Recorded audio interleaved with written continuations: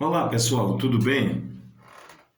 Vocês estão tranquilos hoje para assistir uma discussão sobre a Guerra das Malvinas, também chamadas pelos ingleses de Ilhas Falklands, as terras de Falk. Eu não sei quem é esse Falk, mas deve ser um cara muito folgado, porque tomou um pedaço de terra que, tecnicamente, para todos os efeitos, pertence à República Argentina e não ao Reino Unido. Na verdade, se trata de uma usurpação. O território argentino foi usurpado. Mas vamos saber como foi que aquilo aconteceu. Os governos militares na América Latina foram uma invenção dos Estados Unidos. Para conter o avanço da esquerda da União Soviética, a grande disputa por mercados, tudo era dinheiro. Toda ideologia termina em uma cédula de dólar, de yuan, de rublo.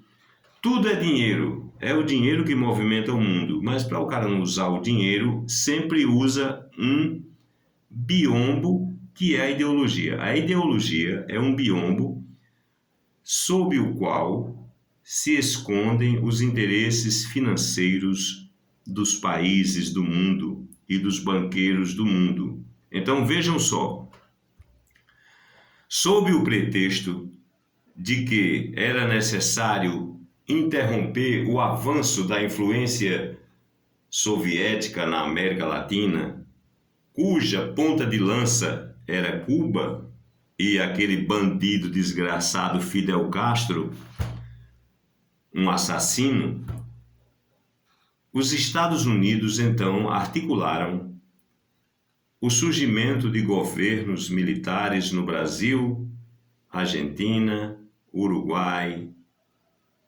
e Chile, principalmente, porque a Bolívia, vocês sabem que é um cabaré, que todo ano tem um novo dono. Ultimamente começou a se estruturar como uma nação mais estável, mais institucional. Mas a Bolívia já teve dezenas de presidentes, às vezes mais de um por ano, sempre sendo derrubados por golpes militares. Até Mesa, um general chamado Mesa, já governou a Bolívia.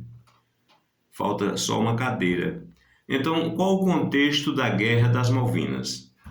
O governo militar, assim como foi colocado pelo poder econômico dos Estados Unidos, em um dado momento começou a incomodar o governo americano.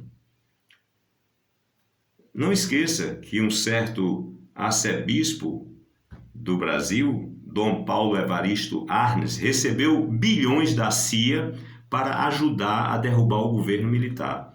E que a Globo foi a ponta de lança da disposição americana de destituir o governo militar, fazendo com que o general Ernesto Geisel dissesse assim: não, agora vai começar o fim do regime militar, uma distensão política, vamos começar uma distensão, não sei que distensão foi essa, mas olha o contexto da Guerra das Malvinas. Então, esses governos militares, que em dado momento eram necessários ao Império Americano, de repente começaram a se tornar um estorvo.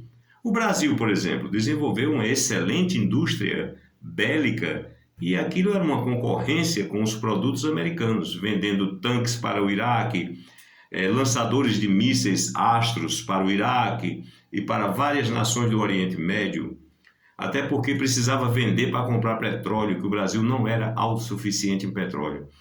Então, o que aconteceu? O general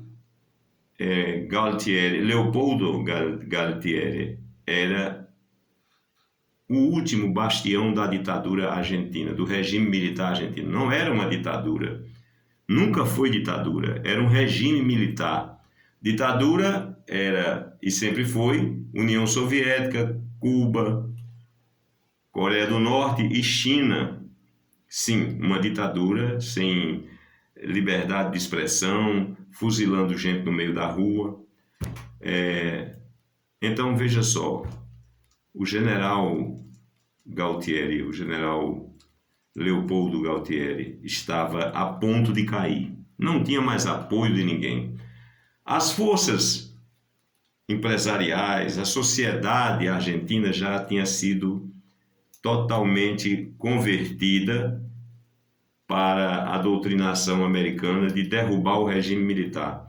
Mas você sabe que o poder, mesmo o prefeito de Paulista ou de Cachoeira dos Índios, ele só sai depois de 4 anos porque é obrigado a sair, mas quem pega o poder jamais quer largar o poder. Ninguém quer abdicar do poder.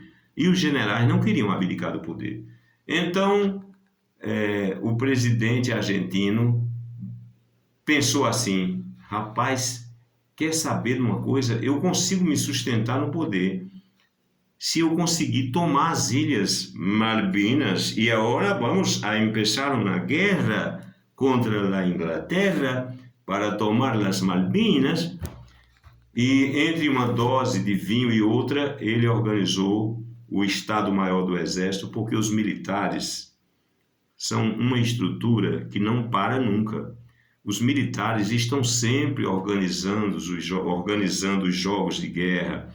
Eles sempre estão organizando uma forma de combater, de enfrentar o inimigo, de definir quem é o inimigo. Então, o Exército sempre, as Forças Armadas, elas têm uma estratégia para várias situações e várias opções. Eles vivem nos quartéis, eles não trabalham tanto com a musculatura, mas eles estão trabalhando com a mente para saber o que é que se pode fazer. E aí, vamos invadir a Venezuela para tomar o petróleo? Não, não dá certo. Peraí, e se a gente invadir o Suriname, que é do tamanho de um ovo de uma galinha?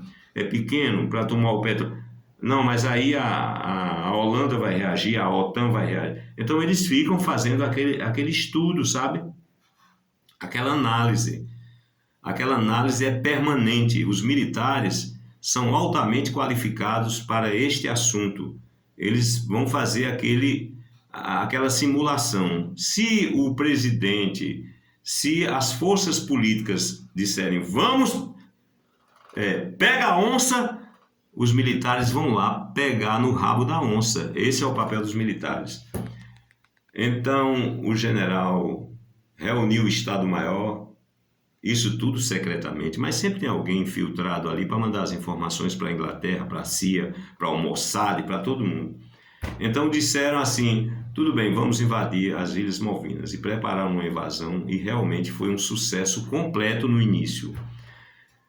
As forças inglesas foram rapidamente dominadas, eles tomaram as ilhas, eles mandaram a marinha argentina para a região para garantir, assegurar o domínio, o controle e a posse das ilhas.